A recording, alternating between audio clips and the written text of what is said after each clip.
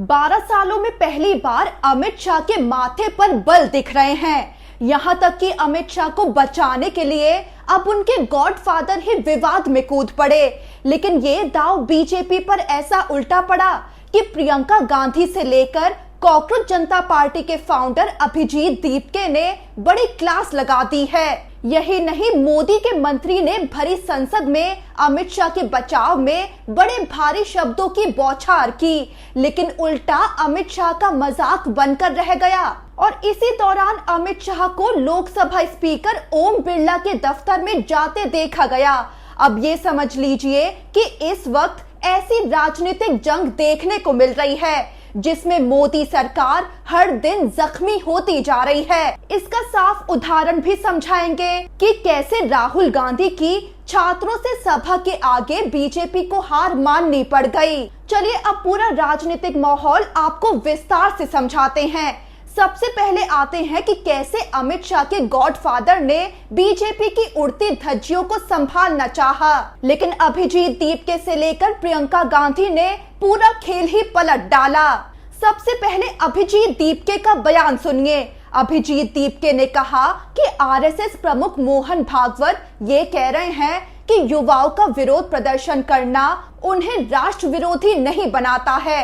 तो ये कितनी चिंता की बात है कि बीजेपी अपने गॉडफादर की ही बात नहीं मान रही है। अब अभिजीत दीपके का ये पलटवार पीएम मोदी और अमित शाह की छवि पर गहरा वार साबित हो रहा है, क्योंकि ये समझिए कि असल में तो आरएसएस प्रमुख मोहन भागवत का ये इरादा था कि भाई किसी तरह बीजेपी की नुकसान होती छवि को बचाया जाए, जेन ज़ी यानी युवाओं में अपने लिए भरोसा खड़ा किया जाए। अमित शाह जैसे छात्रों पर हमले करवाने के मामले में घिरे हुए हैं, उन्हें किसी तरह इस विरोध से बचाया जाए। तो युवाओं को मनाने के लिए मोहन भागवत ने उनकी तारीफों की झड़ी लगाई, लेकिन मोहन भागवत का बयान पीएम मोदी और अमित शाह पर ऐसे बैकफायर करेगा उन्होंने भी सोचा नहीं होगा। अभिजीत दीपके ने कह डाला कि बीजेपी अध्यक्ष ने तो हमें यानी युवाओं को वायरस बताया था और पूर्व शिक्षा मंत्री धर्मेंद्र प्रधान ने तो आतंकवादियों की बी टीम तक कहा था। लेकिन अब बीजेपी के गॉडफादर और मेंटर ये कह रहे हैं कि प्रदर्शन कर रहे युवाओं को देश विरोधी कहना गलत है। तो ये कितनी चिंता की बात है कि बीजेपी के लोग अपने गॉडफादर से ही अलग विचारों पर चल रहे हैं। यानी एक तरह से अभिजीत दीपके ने ये संदेश दे दिया कि आरएसएस और बीजेपी के विचार ही मेल नहीं खा रहे हैं। अभिजीत दीपके के पलटवार में संदेश था कि मोहन भागवत, जिन्हें पीएम मोदी और अमित शाह का गॉडफादर माना जाता है, मेंटर माना जाता है, वो छात्रों के हक में बोल रहे हैं, जबकि पीएम मोदी और अमित शाह का रवैया छात्रों के खिलाफ उभर कर आया। यानी पीएम मोदी और अमित शाह अपने गॉडफादर की बात भी नहीं सुन रहे हैं। अब अभिजीत दीपके का ये पलटवार एक तरह से तंज के तौर पर भी देखा जा सकता है, क्योंकि सच तो ये है कि मोहन भागवत ने अमित शाह और बीजेपी को बचाने के लिए ही छात्रों को अपनी तरफ लुभाना चाहा, लेकिन अभिजीत दीपके ने बड़ी चालाकी से उल्टा खेल पलट दिया है कि अमित शाह तो अपने गॉडफादर के विचार से भी नहीं चल रहे हैं। उन्होंने तो प्रदर्शनकारी युवाओं को आतंकवादियों की तरह पिटवाया, जबकि आरएसएस प्रमुख कह रहे हैं कि प्रदर्शनकारी युवाओं को राष्ट्र विरोधी मानना गलत है। उधर प्रियंका गांधी का भी बड़ा बयान सामने आया। आरएसएस प्रमुख मोहन भागवत के जेन ज़ी के समर्थन में उतरने पर प्रियंका गांधी बोल उठी कि जेन ज़ी को आरएसएस प्रमुख मोहन भागवत से किसी सर्टिफिकेट की जरूरत नहीं है। यानी प्रियंका गांधी का एक तरह से कहना है कि अब तक बीजेपी तो प्रदर्शनकारी जेन ज़ी यानी युवाओं को वायरस, आतंकवादी, देश विरोधी कहती रही, यहाँ तक कि पुलिस कार्रवाई करवाती रही, और अब मोहन भागवत आकर कह रहे हैं कि युवाओं को देश विरोधी ना माना जाए। यानी प्रियंका गांधी ने पलटवार कर दिया कि मोहन भागवत आकर सर्टिफिकेट दे और उसके बाद बीजेपी इन युवाओं को देश विरोधी ना माने, तो युवाओं को मोहन भागवत से इस सर्टिफिकेट की जरूरत नहीं है। वहीं कांग्रेस सांसद केसी वेणुगोपाल ने तो मोहन भागवत को उनकी ही चाल में फंसा दिया। वो बोले कि अगर मोहन भागवत को जेन ज़ी की सच में परवाह है तो उन्हें छात्रों पर हुए अत्याचारों की निंदा करनी होगी। वो आगे बोल उठे कि अगर मोहन भागवत को जेन ज़ी की सच में परवाह है तो गृह मंत्री अमित शाह से इस्तीफा देने के लिए कहें, वरना कम से कम संसद में आकर उनसे छात्रों से माफी मांगने को कहें। अब आपको तो पता ही है कि कॉकरोच जनता पार्टी के जेन ज़ी आंदोलन ने धर्मेंद्र प्रधान का शिक्षा मंत्री के पद से इस्तीफा लेकर ही दम लिया और अब फंसे हुए हैं अमित शाह कि उन्होंने अपने अंडर आने वाली पुलिस का इस्तेमाल करके छात्रों पर निंदनीय हमले करवाए। इसी कड़ी में अमित शाह छुपते छुपते नजर आ रहे हैं। संसद परिसर में तो वो आते जाते नजर आते हैं, लेकिन सदन के अंदर पैर रख नहीं पा रहे हैं।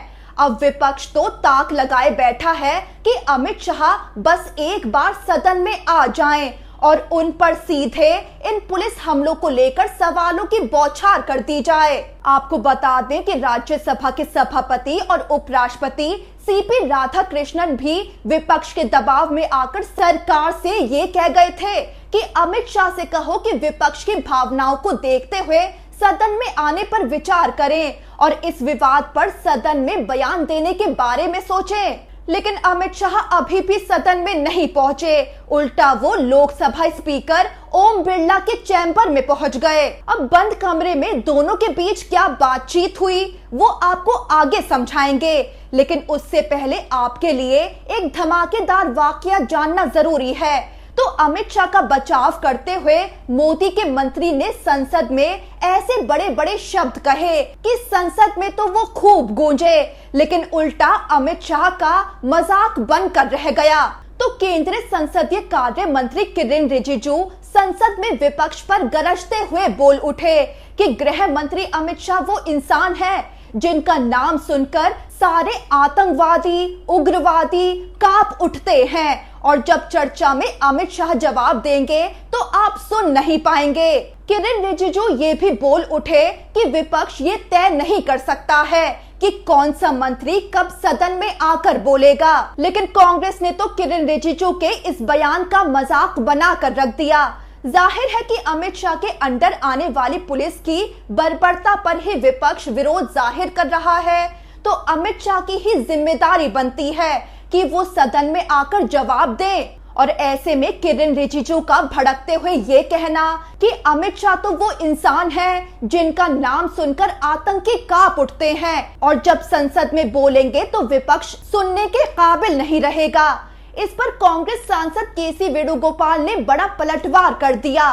वो बोले कि आज मैंने जो सबसे बड़ा मजाक सुना वो किरेन रिजिजू का बयान था। वो आगे बोले कि अमित शाह को संसद में आने से कौन रोक रहा है, यानी वो सदन में आकर जवाब तो दे, विपक्ष सुनता है या नहीं ये बात की बात है। अब इतना तो साफ है कि मोदी सरकार पर हर दिन भारी पड़ रहा है। संसद सत्र खत्म होने में महज 4 दिन के करीब बचे हैं। अब अमित शाह बड़ी उलझन में दिख रहे हैं कि सदन में नहीं पहुंचे तो उनकी छवि को बड़ा नुकसान होना तय है, और अगर सदन में पहुंचते हैं तो छात्रों पर पुलिस हमलों के सवालों पर क्या जवाब देंगे। इसी बीच सदन के अंदर तो नहीं, लेकिन अमित शाह लोकसभा स्पीकर ओम बिरला के संसद में मौजूद दफ्तर में पहुंच गए। लोकसभा अध्यक्ष ओम बिरला से अमित शाह की करीब 1 घंटे तक बातचीत चली। अमित शाह और लोकसभा अध्यक्ष की मुलाकात के बाद ये चर्चा तेज हो गई है कि संसद का गतिरोध खत्म करने के लिए अमित शाह ने क्या कोई विकल्प तलाश लिया है। क्या अब अमित शाह सदन में आएंगे या नहीं, और अगर आते हैं तो किस तैयारी के साथ आते हैं। वहीं इतना तो साफ है कि बीजेपी के चाणक्य माने जाने वाले अमित शाह, जो बीजेपी की हर राजनीतिक चाल तय करते हैं, वो ही इस वक्त ऐसे भंवर में फंस गए हैं जिससे बाहर निकलना उनके लिए बेहद मुश्किल बनता जा रहा है। यही नहीं, बीजेपी की बेचैनी का सबूत ये भी है कि राहुल गांधी की छात्रों के साथ सभा को जो प्रयागराज में मंजूरी मिली थी वो अचानक खारिज कर दी गई थी, लेकिन बढ़ते विवाद के बाद प्रशासन ने कार्यक्रम को आगे बढ़ाने की मंजूरी दे दी। तो राहुल गांधी का छात्रों की गूंज कार्यक्रम मोदी सरकार के अंदर अलग से बौखलाहट बढ़ाने का काम कर रहा है।